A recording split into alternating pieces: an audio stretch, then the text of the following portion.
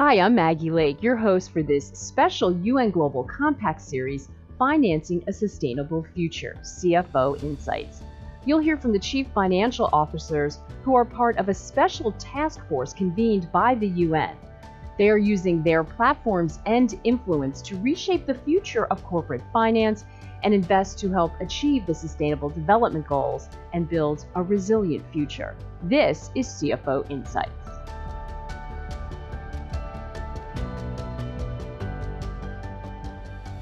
What are the current challenges around financing sustainability in Southeast Asia? So I think Southeast Asia is an exciting region, really. It's got vast growth potential, investment opportunities as well. But I guess in some way, the region, it might not be easy to assess because of diverse cultures, diverse, natural environments and economies.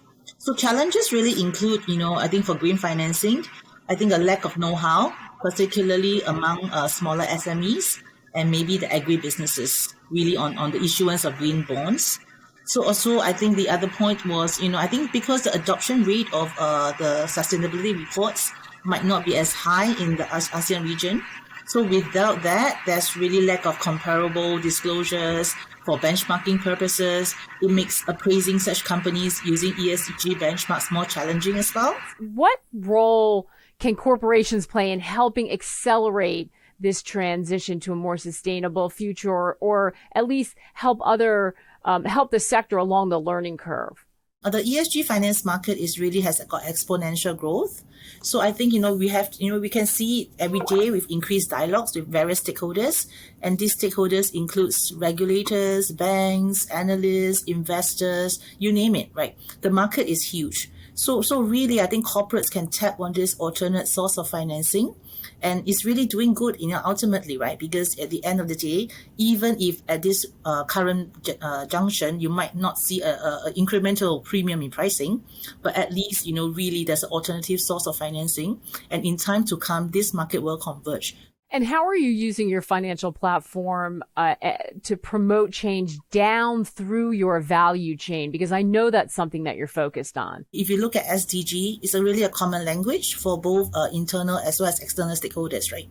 So I'll use one example. We have in 2019 issued one of our SDG innovation loan with one of the largest banks in Singapore, DBS. So how this really works is we'll be eligible for a discount on the interest rate if we are able to come up with the sustainability related performance targets that's agreed with the banks. So this is really something that is first of its own. And, of course, to do that, we, of course, comb through the entire CDL. And then we found this proof of concept with DG Hub. It's actually developed by one of our subsidiaries. So what it does is really a management capability, right? So it's a solution that leverages on AI and predictive capabilities. And of course, the whole idea, because we are an official landlord, such a solution will really help us to improve work efficiency. Of course, with the main target. The main target is really to bring down energy and water savings. And we have test bed it at one of our building, Republic Plaza, which is our flagship building. And with that, I think what we want to translate is, hey, along the entire value chain, when such innovation is implemented, not only does it bring about economic as well as environmental benefits, when it's of scale, it's definitely going to bring about substantial financial benefits as well. How can we increase collaboration across the private and public sector? What do governments need to provide in order to help the private sector achieve or work toward the SDGs? Maggie, I truly agree with you. I think collaboration is important today. No single one person, public, government, or any corporation can do magic. It's really a collective effort. So I think it's about capacity building, really to drive collaboration and cooperation among public and private sector. I think you have to have alignment of interests. I possibly because of a CFO background, I always say what gets measured gets managed, right? So I think there really needs to be an alignment of interest. We need to set KPIs. That's actually vital. Only with that, I think we can really look at capacity building.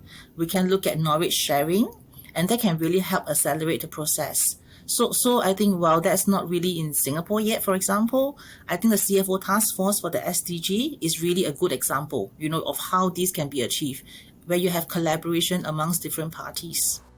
Thank you for watching CFO Insights. For more information on the CFO Task Force for the SDGs, you can head over to www.cfotaskforce.org and share your insights on social media using the hashtag CFO Task Force.